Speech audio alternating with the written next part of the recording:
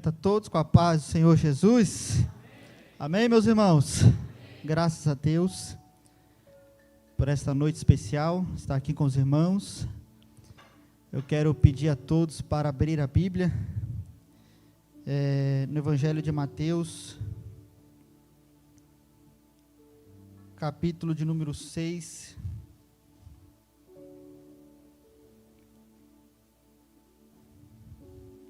E o versículo de número 10. Acho que nem precisava, né?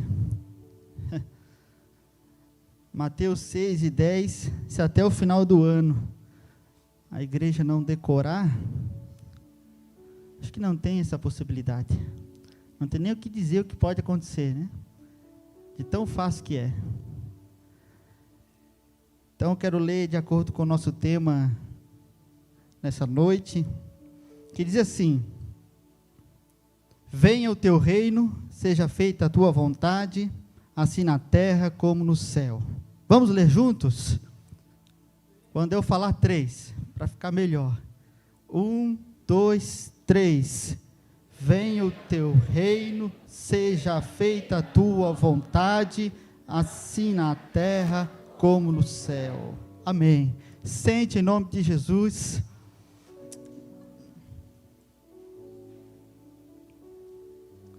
Glória a Deus. Nós estamos em 2024 e o nosso tema é: venha o teu reino na terra como é no céu. E eu quero, juntamente com os irmãos, discutir esse tema, falar esse tema à luz da Bíblia, o que significa o reino de Deus e principalmente como que se deu a chegada do reino de Deus aqui na terra. O que isso significa e como ele veio até nós. E quando nós olhamos para esta oração, a oração de Mateus capítulo 6, é a oração que Jesus ensina, o nosso modelo de oração. É interessante encontrar essa palavra aqui. E, assim, se a gente enumerar um a um, cada coisa que Jesus nos ensina a orar, está lá no topo a palavra reino. Seja santificado o teu nome, venha o teu reino. Então, sugere-se que para a igreja, para aqueles que farão essa oração, um tom de prioridade máxima, um assunto de extrema importância, que é o assunto do reino de Deus. Quem está me ouvindo, diga amém. Amém. Glória a Deus. E o que é o reino de Deus? O que isso significa? O que quer dizer essa expressão reino, que é tão falado na Bíblia? Se nós olharmos para os evangelhos falam o tempo todo do reino de Deus. É reino de Deus, é reino dos céus, que é a mesma coisa. Paulo fala também do reino de Deus, do reino de Cristo, que também é a mesma coisa. Esse assunto está na Bíblia, tanto no Novo Testamento, como no Antigo Testamento. E o sentido primário dessa palavra, da palavra reino, quer dizer autoridade, soberania, governo. É o governo, a soberania e a autoridade de Deus sobre todo o mundo. Essa ideia de governo de Deus já existia na Antiga Aliança. Quando a gente olha no livro dos Salmos, isso fica bem claro. Salmo de número 103 e verso 19, o salmista escreveu: o Senhor estabeleceu o seu trono nos céus, e como rei domina sobre tudo que existe. Isso era bem claro para os judeus, que o rei de toda a terra, o rei de todo o universo, é o próprio Deus, e ele reina sobre todas as coisas. No Salmo de número 145, dos versos 11 a 13, o salmista vai dizer: eles anunciarão a glória do teu reino e falarão do teu poder, para que todos saibam dos teus feitos poderosos e do glorioso esplendor do teu reino. O teu reino é reino eterno, o teu domínio permanece de geração em geração. Se você observar juntamente comigo, dos versos 11 e 12, O salmista quer dizer que o reino de Deus é o seu poder. O reino de Deus é o seu poder. No verso 13, o salmista quer dizer que a esfera do governo de Deus é o céu e a terra. Deus reina sobre os céus e sobre a terra através do seu poder. De maneira que as pessoas falarão do seu poder. De maneira que as pessoas, os povos, falarão dos seus feitos gloriosos. Para a visão da antiga aliança, dos nossos irmãos do antigo pacto, Deus, Ele está reinando soberanamente. Deus não perdeu o controle do seu reino. Deus não perdeu o controle da história. Ele sempre reinou sobre tudo e sobre todos. Quando nós olhamos para a nova aliança, o reino de Deus começa a ganhar ares novos, tanto para nós como para o povo judeu que recebeu Jesus em Israel. E em Marcos capítulo 10 e versículo 15, Jesus vai falar sobre esse reino ser recebido como alguém, como aquele responsável por trazer o reino de Deus sobre a terra, de maneira agora diferente de tudo que o povo da antiga aliança já tinha experimentado. E em Marcos capítulo 10 e versículo 15, Jesus ele fala: digo-lhes a verdade, quem não receber o reino de Deus como uma criança, nunca entrará nele. Se eu ler de novo, e eu peço a atenção de todos, e vou fazer isso, eu quero que você preste atenção e olhe a importância do que é isso. De forma que, se você não receber, você não entra no seu reino. O pastor aqui falou sobre a salvação. E todo salvo entra nesse reino. Se não é salvo, não vai entrar neste reino. Jesus falou: digo-lhes a verdade, quem não receber o reino de Deus como uma criança, nunca entrará nele. O que se recebe aqui? Se recebe a igreja? Se recebe o céu no seu sentido futuro? Não. O que é recebido aqui é o governo de Deus, é a autoridade do Senhor, é a sua soberania, que é exercida sobre todos e em todo lugar deste mundo. É isso que nós precisamos receber para poder entrar no reino de Deus.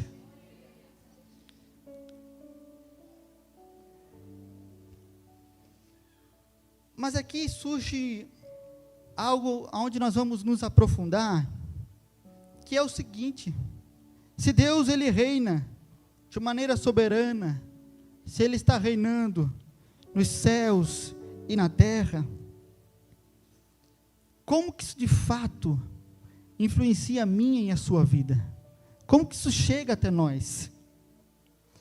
Segundo o renomado teólogo George Eldon Ladd, ele diz o seguinte: um reinado sem o domínio, no qual é exercido, não tem sentido. Um reinado sem um domínio, no qual é exercido, não tem sentido. Assim, constatamos que o reino de Deus também é a esfera no qual se vivencia o reinado de Deus. Ou seja, o reino de Deus, ele precisa ser vivido. Isso aqui não é tão simples de explicar, porque quando a gente olha para o Novo Testamento, em especial, nós vamos ver que o reino de Deus, ele tem o seu sentido futuro, mas ele também tem o seu sentido presente, aqui e agora. O reino de Deus, de alguma forma, virá sobre nós amanhã, mas de outra forma também já veio sobre nós agora, no presente. Se nós pegarmos como exemplo o reino de Deus no seu sentido futuro, Mateus capítulo 7, versículo 21, nos fala sobre isso. Está escrito: nem todo aquele que me diz Senhor, Senhor, entrará no reino dos céus, mas apenas aquele que faz a vontade de meu Pai, que está nos céus. Está claro aqui. Esse reino, ele é futuro. Esse reino está nos dizendo que nem todo aquele que passa por essa vida, que chama a Deus de Senhor, um dia, quando chegar aquele grande dia, entrará no reino dos céus. Em outra ocasião, Marcos 9,47, Jesus usa palavras bem fortes para falar sobre isso. Ele diz: e se o seu olho o fizer tropeçar, arranque-o. É melhor entrar no reino de Deus com um olho só, do que tendo os 2 olhos ser lançado no inferno. Aqui já é o inferno? Não. Por mais que alguém diga assim: meu Deus, pastor, minha casa está um inferno. Mas a sua casa, se está ruim lá, tem um lugar que é muito pior. Logo, o reino de Deus, ele é futuro. E vale a pena empregar todo esforço, renunciar tudo que tiver que renunciar, viver a vontade de Deus, para que você possa entrar no reino de Deus quando esse dia chegar.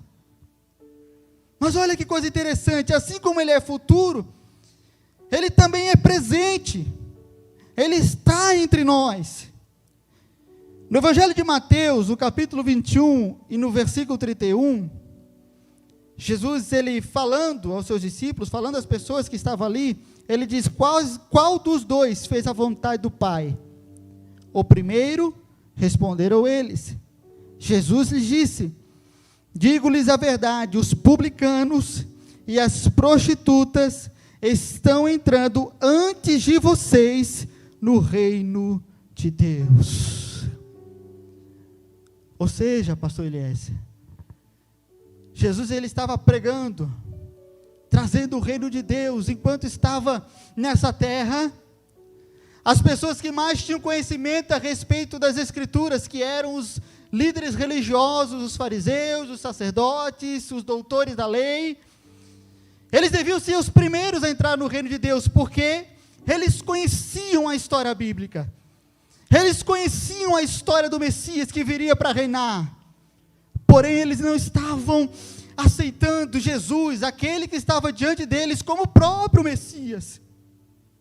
Mas os pecadores, os publicanos, as prostitutas, estavam entrando antes dos religiosos no reino de Deus.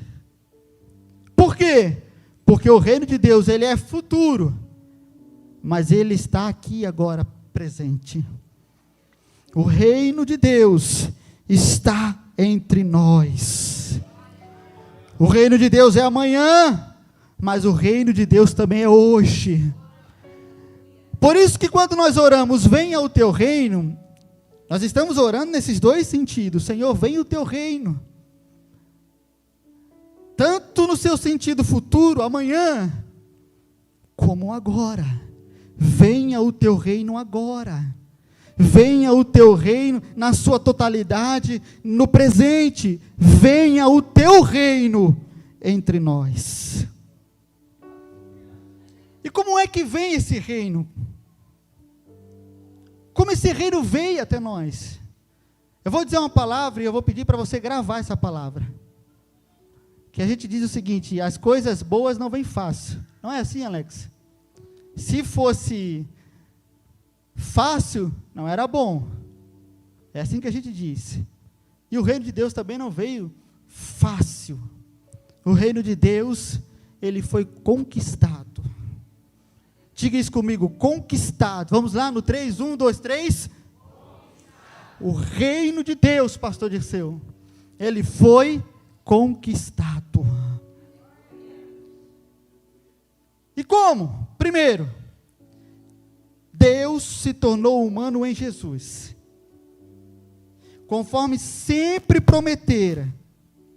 E esse Deus que se tornou humano em Jesus é o mesmo que estava retornando para reivindicar sua soberania sobre o mundo.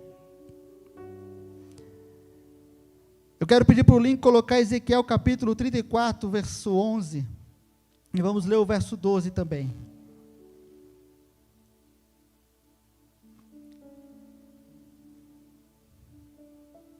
A Bíblia diz assim, profeta Ezequiel: porque assim diz o soberano Senhor, eu mesmo buscarei as minhas ovelhas, e delas cuidarei. Assim como o pastor busca as ovelhas dispersas quando está cuidando do rebanho, também tomarei conta das minhas ovelhas.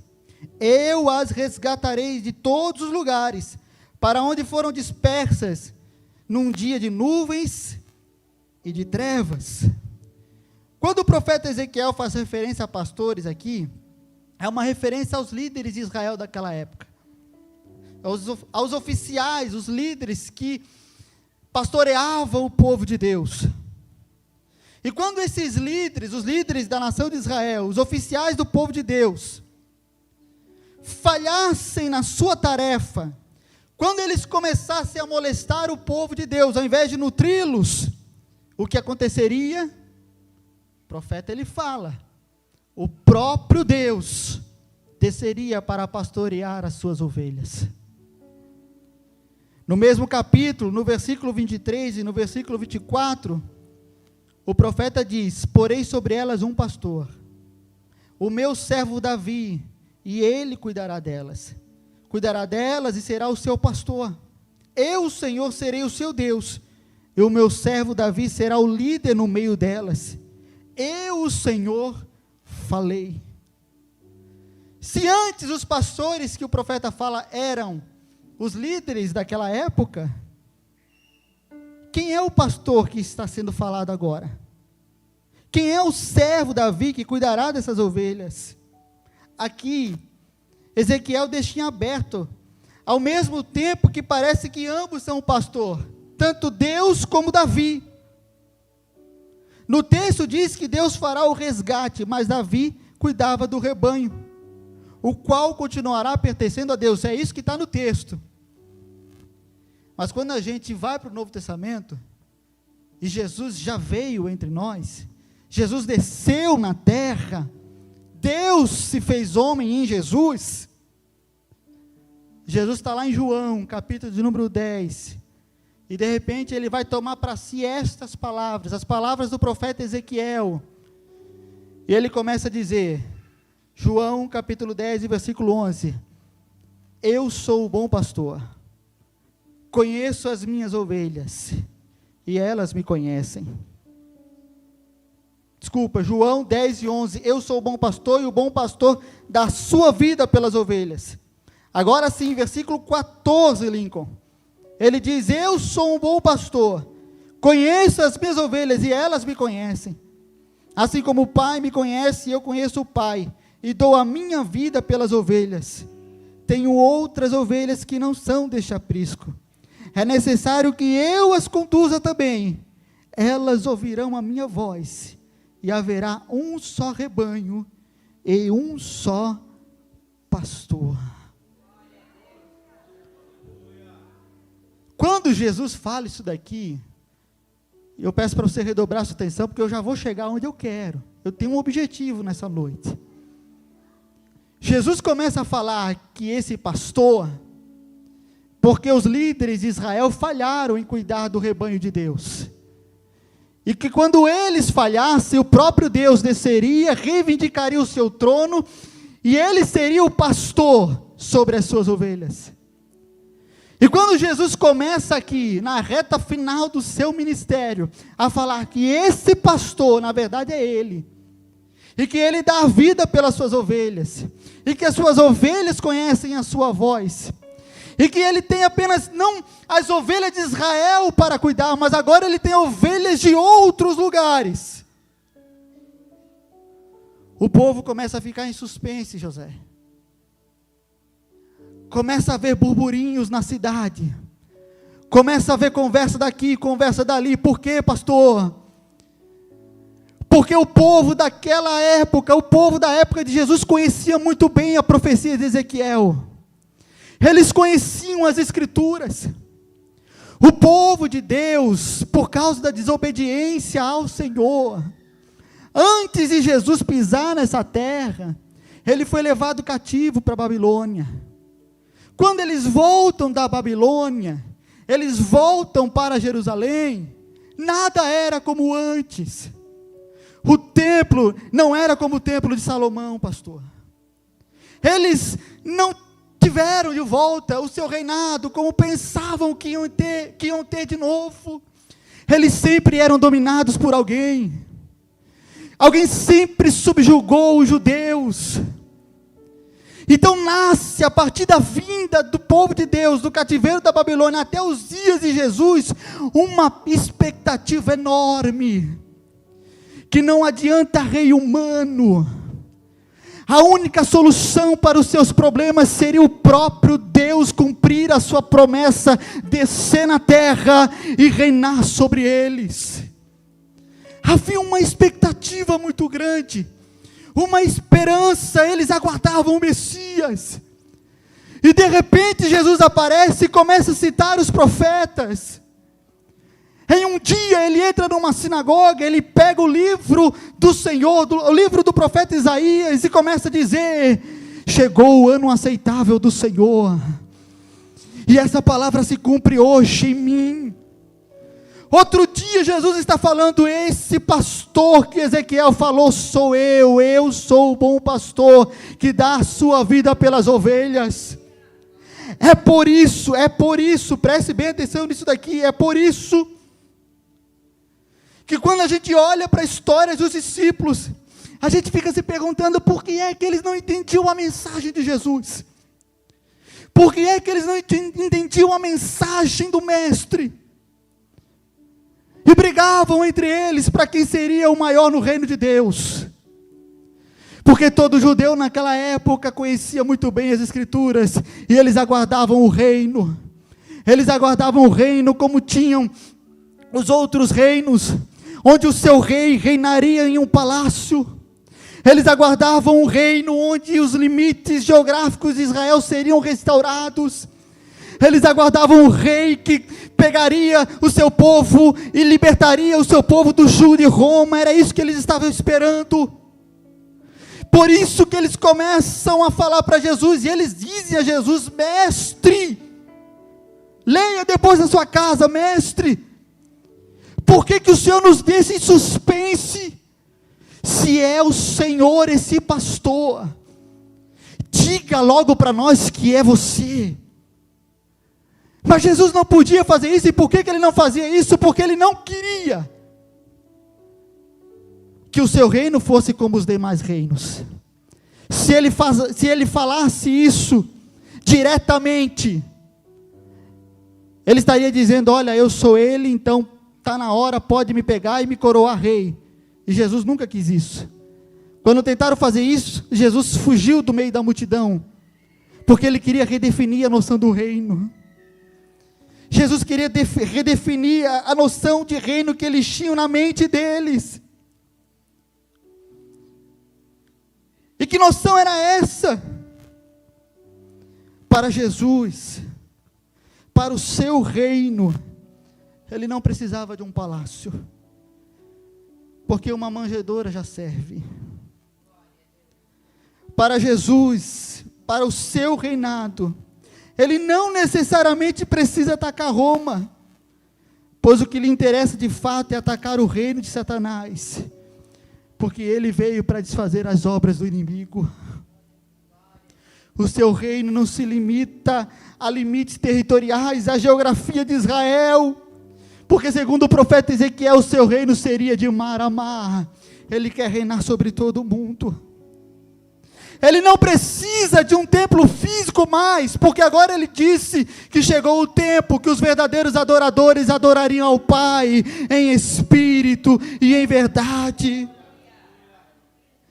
Ele não precisa de assumir o reino através da força militar e libertar o seu povo do jugo de Roma, porque agora ele não quer ser rei apenas sobre um único grupo étnico, racial de pessoas.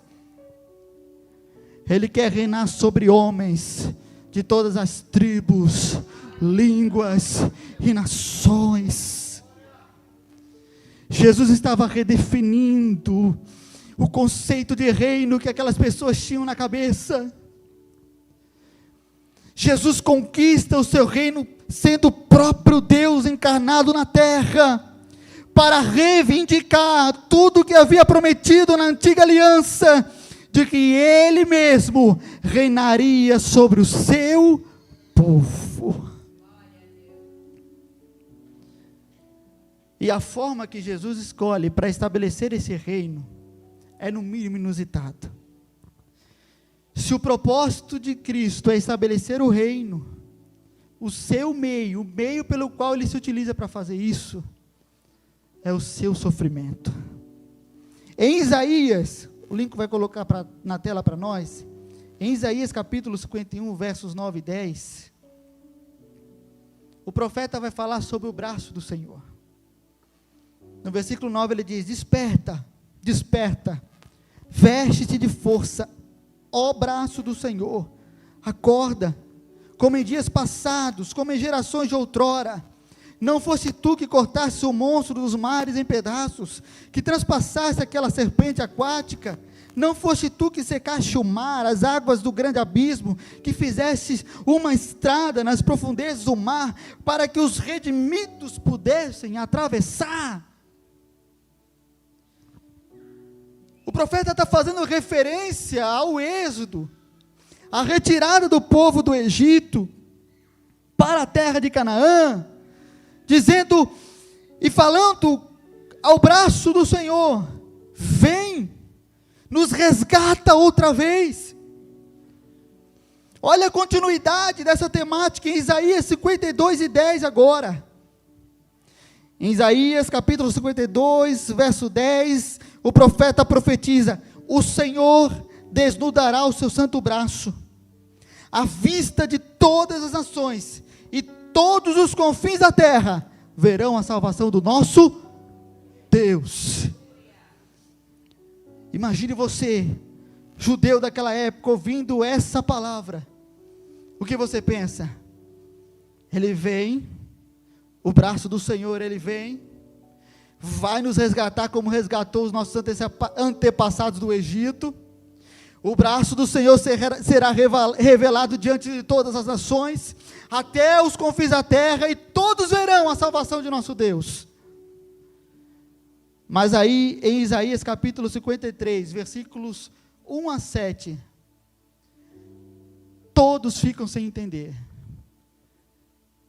porque Isaías revela quem é o braço do Senhor, e quando ele revela, ele diz: e agora? Quem creu em nossa mensagem? E a quem foi revelado o braço do Senhor?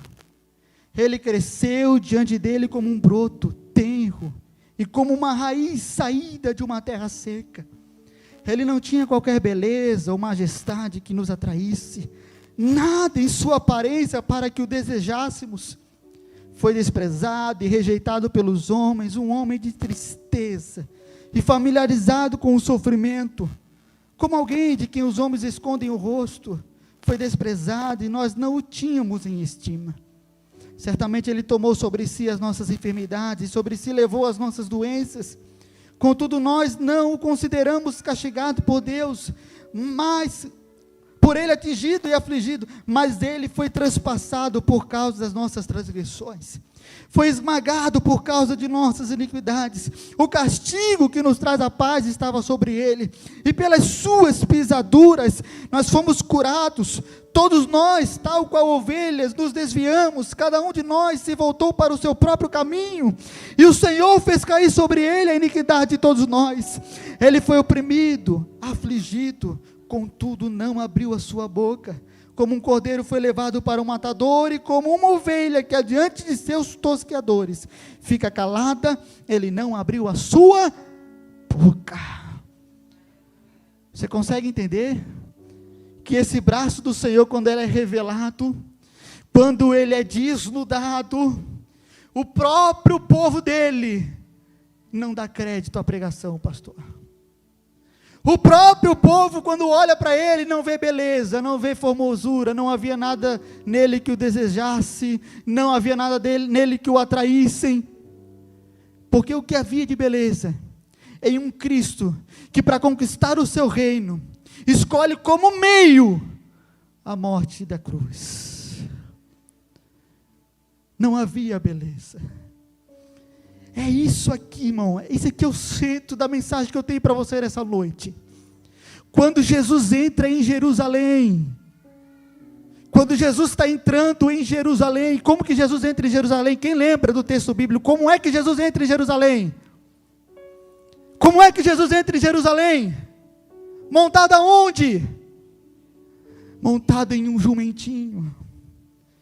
Quando ele entra em Jerusalém, montado em um jumentinho, toda a nação judaica daquela época não consegue tirar os olhos dele, porque logo vem na mente Zacarias capítulo 9.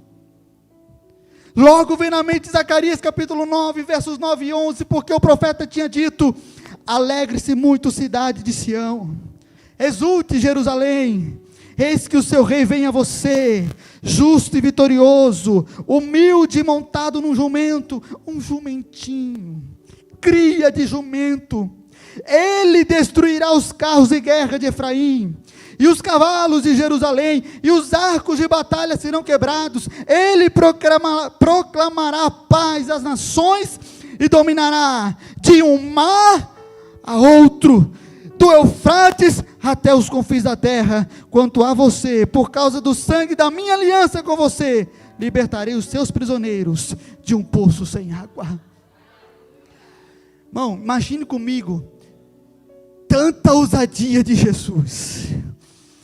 Em um dia ele está dizendo que é o pastor, no outro ele está entrando em Jerusalém, montado no jumentinho. Todo judeu naquela hora olha para ele e diz: está aí, o rei veio até nós. Tantos anos de sofrimento nas mãos dos romanos, tantos anos de escravidão, tantos anos de jugo, tantos anos de sofrimento, desde que voltamos da Babilônia. O nosso templo não é como o templo de Salomão, o nosso reino não é como o reino de Davi, a nossa vida nunca mais foi a mesma. Finalmente o rei, ele veio, ele está ali montado no jumentinho. É por isso que toda a cidade recebe Jesus, dizendo: Hosana. Recebe em adoração, em louvor. Jesus, ele entra em Jerusalém, sendo glorificado, sendo com alegria adorado. Primeira coisa que Jesus faz, Jesus vai no templo. Jesus, ele vai no templo e começa a expulsar os cambistas que estavam no templo, começa a expulsar os vendedores que estavam no templo, e está todo mundo boca aberta. O rei, ele veio. É isso que um rei faz de fato, ele purifica o templo, ele expulsa os cambistas. Jesus, ele fala: a minha casa é casa de oração, o rei está entre nós. As crianças começam a louvar a Jesus, todo mundo começa a dizer. Era notícia da hora. Se tivesse jornais naquela época, era capa de jornal. Se tivesse redes sociais naquela época, era trend topic, estava em alta. Se houvesse televisão, era isso dia e noite. Jesus entrou em Jerusalém montado no jumentinho. O rei chegou até nós.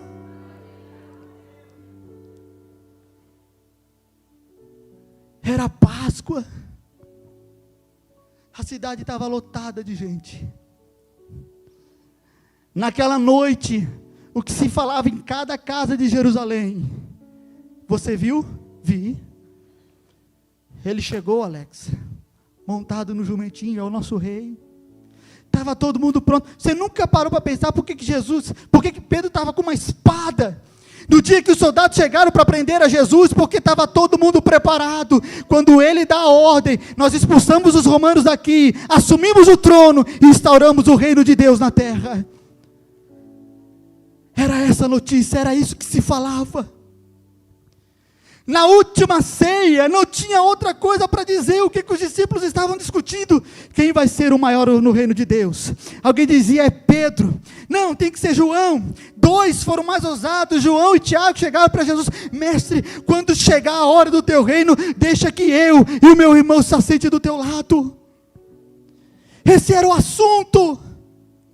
De repente Jesus se levanta, e está todo mundo olhando. Pode ser agora, fica atento, pode ser agora que ele vai instaurar o reino, pode ser agora que ele vai dar a palavra de ordem. E de repente Jesus pega uma bacia de água e começa a lavar os pés dos discípulos. Aqui, nós temos o primeiro que entende que o reino de Deus, que Jesus estava falando, não era como eles pensavam. Sabe quem foi o primeiro que entendeu o reino de Deus? Judas. Porque quando Judas entendeu, esse homem não vai assumir reino coisa nenhuma. Esse homem aí não vai ter ousadia para chegar diante do povo, aproveitar toda essa massa de gente que está aí, porque se não fosse agora, não teria outra oportunidade. Se ele não sair daqui, ir para a praça de Jerusalém, e anunciar que há um novo rei na cidade, expulsar os romanos, não vai ter outra oportunidade. Quando Judas percebe que ele não é o rei, do tipo, da qualidade que ele estava aguardando, a Bíblia diz que Judas é o primeiro a se retirar. Os evangelhos falam que Jesus se levanta, lava os pés dos discípulos, lava inclusive de Judas, e depois disso, ele vai orar. E Judas pensa, quem vai assumir o reino vai orar? Não. Quem vai assumir o reino tem que pegar a espada, tem que separar os homens que vão para a batalha. É nessa hora que Judas sai, e por algum bocado de moeda vende Jesus. Na mesma noite, enquanto toda a cidade estava borbulhando, fervilhando a notícia de que o rei chegou, os inimigos de Jesus também não dormiam naquela noite. Tramavam e pensavam, como nós vamos pegá-lo? Não pode ser no meio da multidão, porque a multidão não vai deixar. A multidão está com ele. Tem que ser depois da Páscoa. E de repente na porta bate um homem, um discípulo de Jesus, é Judas, entregando o lugar onde Jesus estava, a oportunidade perfeita, um jardim numa noite, isolado da multidão. Eles prendem a Jesus. Pedro luta pelo reino que ele tinha na mente naquela época, pega a espada, o objetivo dele é decepar a cabeça do servo do sumo sacerdote, mas ele erra, acerta apenas a orelha. Jesus pega a orelha de Malco, cola de novo, e fala para Pedro, não Pedro, tu não entendeu nada, não será pela espada, quem pega a espada pela espada morrerá. Jesus estava conquistando o reino. O meio, o método não era exército, porque se fosse exército, ele disse, eu rogaria ao Pai, e ele enviaria legiões de anjos para lutar por mim. Não era diplomaticamente, não era politicamente, porque não era assim que Jesus assumiria o reino. Era pela cruz, era pelo sofrimento. Ele tinha um alvo e um reino a conquistar, e ninguém o tiraria do seu alvo. É por isso que Jesus vai à cruz. Ele aceita a condenação dos injustos. E quando ele está pendurado na cruz, olha que coisa linda. A Bíblia diz que quando ele é preso, todos os discípulos são dispersados. Não foi o que nós lemos em Isaías capítulo 53? Não é isso que está escrito? Não havia beleza. Todos ficaram dispersos. O braço do Senhor, quem deu crédito à nossa pregação, quem deu crédito que o braço do Senhor seria esse homem seminu, pendurado na cruz, todo ensanguentado, com as costas dilaceradas?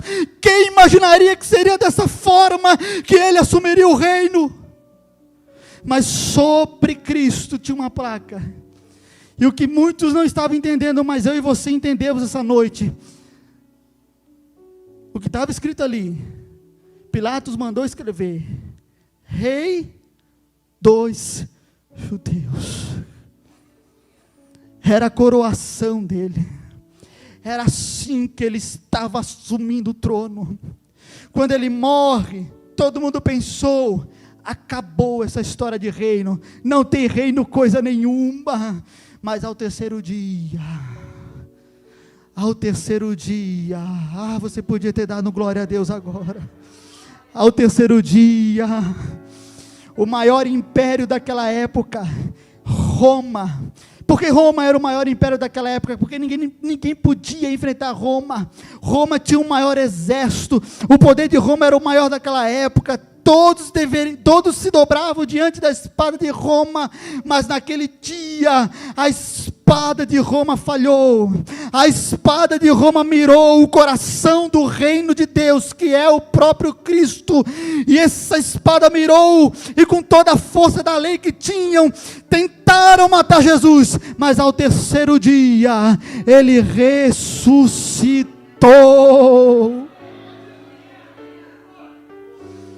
Eu estava lendo, o pastor deve saber, ele é bem atualizado nessas notícias. Eu estava lendo, pastor, no ano passado, a nação do mundo que mais gastou em armamento militar de todo o planeta Terra foi os Estados Unidos da América. E eu fiquei surpreendido que ele gasta sozinho mais do que a Europa inteira. E se colocar China e Rússia junto, não gasta a mesma quantidade em dinheiro que os Estados Unidos. Há muitos fatores que fazem uma nação ser a número 1, a dominante, o império da vez. Mas se ela não tiver espada, força, ela perde o seu lugar. Eu estava pensando, pastor, como é que pode? Os Estados Unidos está mandando arma, dinheiro para a Ucrânia contra a Rússia. Por que a Rússia não pega e larga uma bomba lá nos Estados Unidos? Porque se é inimigo, se é amigo do meu inimigo, é meu inimigo também. Por que ninguém pega e larga uma bomba lá nos Estados Unidos? Por que o Irã odeia tanto os Estados Unidos e a Rússia também? Por que eles não pegam e declaram guerra contra os Estados Unidos? Por quê? Porque a espada dos Estados Unidos é muito mais poderosa. Ninguém podia contra os romanos, porque a força deles era a espada, mas a espada de Roma falhou. O reino não é mais de Roma, o reino não é mais de César, o reino não é mais do imperador.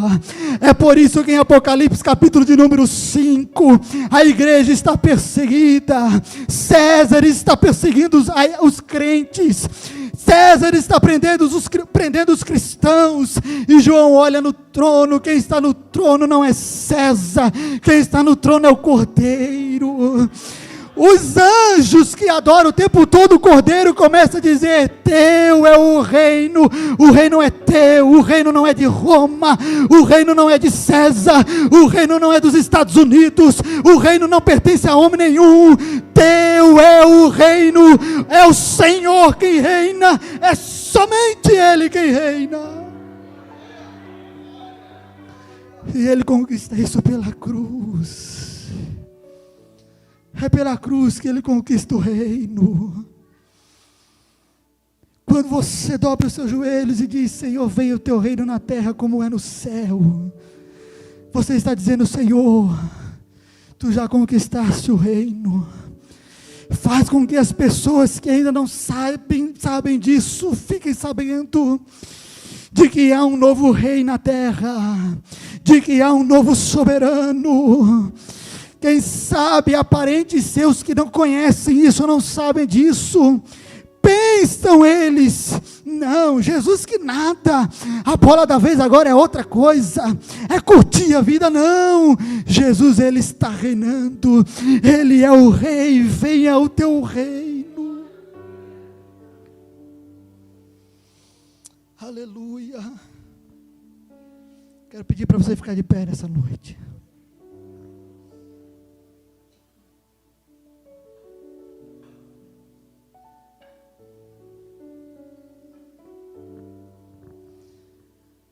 Tinha muito mais coisa para falar aqui, mas a minha voz foi embora, e também não vai dar tempo. Mas eu quero terminar dizendo o seguinte: o reino de Deus, ele vem, ele é conquistado pelo próprio Deus, que reivindica a sua soberania descendo na terra. O reino de Deus é estabelecido, o meio que Ele estabelece é o sofrimento obediente de Cristo na cruz do Calvário. É assim que Ele estabelece o seu reino.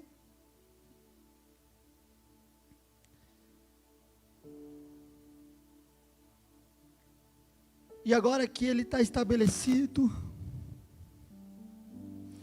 cabe a mim, cabe a você. E eu não vou ter tempo de explicar isso do jeito que eu gostaria, mas cabe a mim, cabe a você, do mesmo modo que Jesus,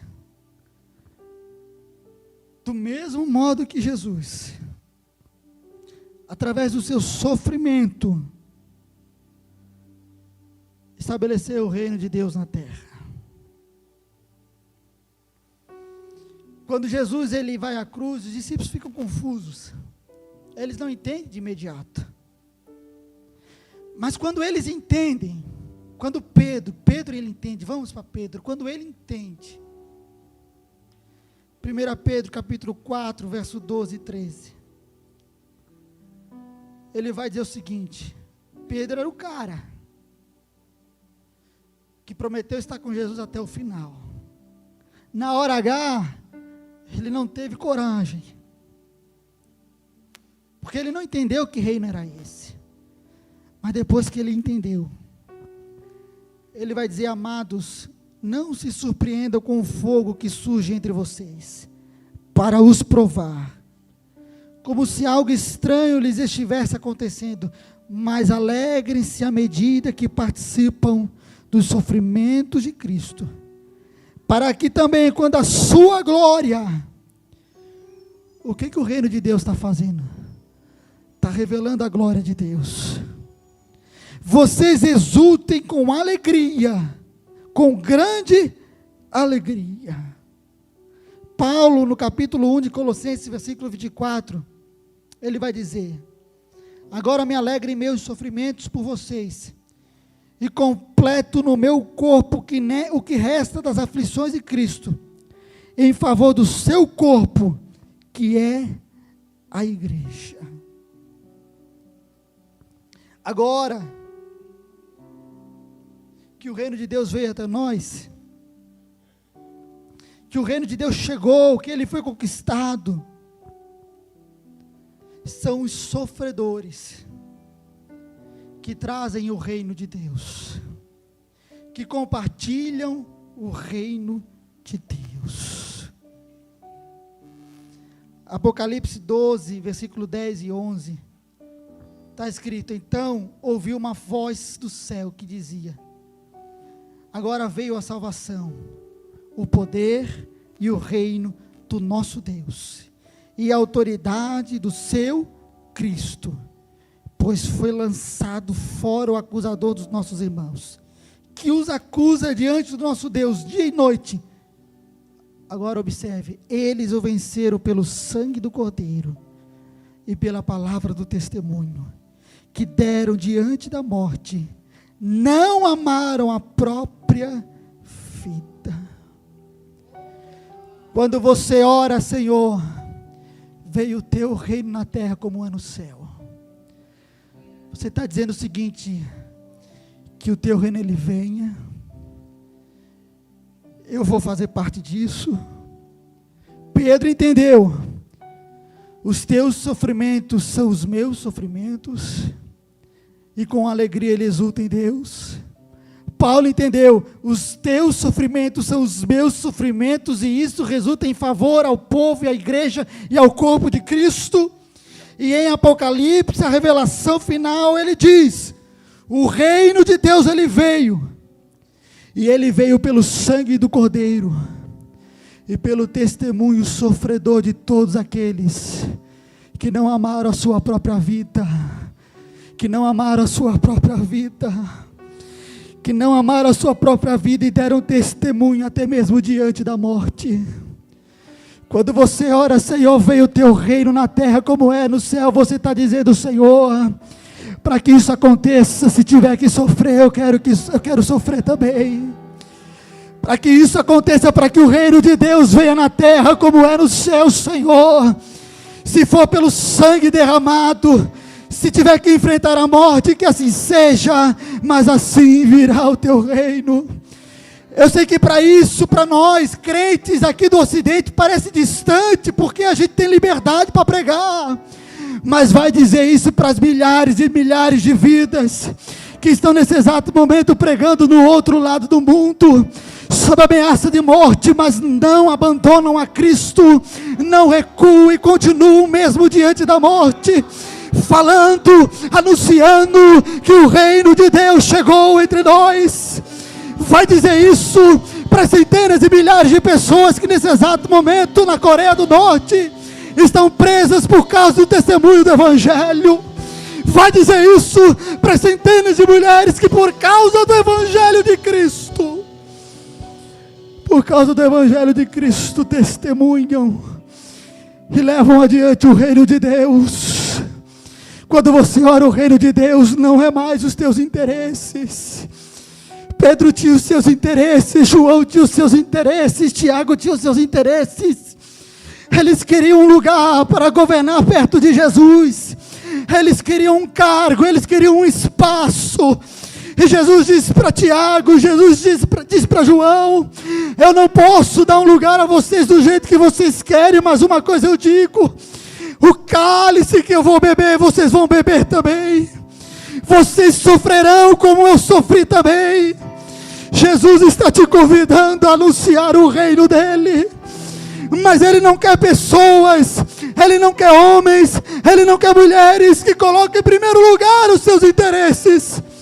Mas que nessa noite entendem o que é declarar diante dos céus: venha o teu reino na terra, Senhor, como é nos céus. Eu quero orar pela sua vida. Feche seus olhos aonde você estiver. Aonde você estiver, feche seus olhos. Ah, Senhor, eu não tenho mais nada para dizer, Senhor. Eu não posso dizer outra coisa a não ser, Senhor: venha o teu reino na terra como é no céu, Senhor. Não a minha vontade, Senhor, não os meus interesses. Ah, Senhor, não como eu quero, Pai. Não faça, Senhor, os meus sonhos, não faça a minha vontade, Pai. Mas venha o teu reino na terra como é no céu. Faz, Senhor, as nações saberem, Pai, que o Senhor reina. Ah, Senhor, faz o meu vizinho, faz os meus tios, faz os meus primos, faz toda a minha família saber que o Senhor reina. Ah, Senhor, nós te imploramos essa noite: venha o teu reino. Venha o teu reino, Senhor, sobre nós. Venha o teu reino sobre a minha casa, Senhor. Venha o teu reino sobre este bairro, sobre essa igreja, Pai. Ah, Senhor, se tiver que sofrer, se tiver que carregar a cruz, Senhor, se tiver que renunciar, se tiver que negar alguma coisa, Senhor, venha o teu reino na terra como é no céu.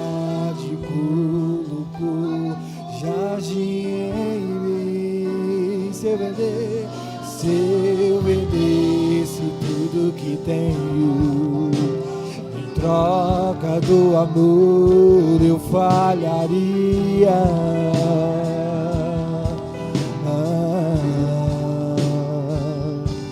Pois o amor, Senhor, abre os nossos olhos, Senhor. Abre os nossos olhos, abre os olhos da tua igreja, Senhor. Abre os olhos do teu povo, Senhor. O reino de Deus não é comida, não é bebida, mas é justiça, é paz e alegria no Espírito Santo. Eu quero conhecer Jesus. Senhor, eu quero te pedir em nome de Jesus, Senhor, que neste ano, Senhor, seja diferente, Senhor. Ah, Senhor, em nome de Jesus.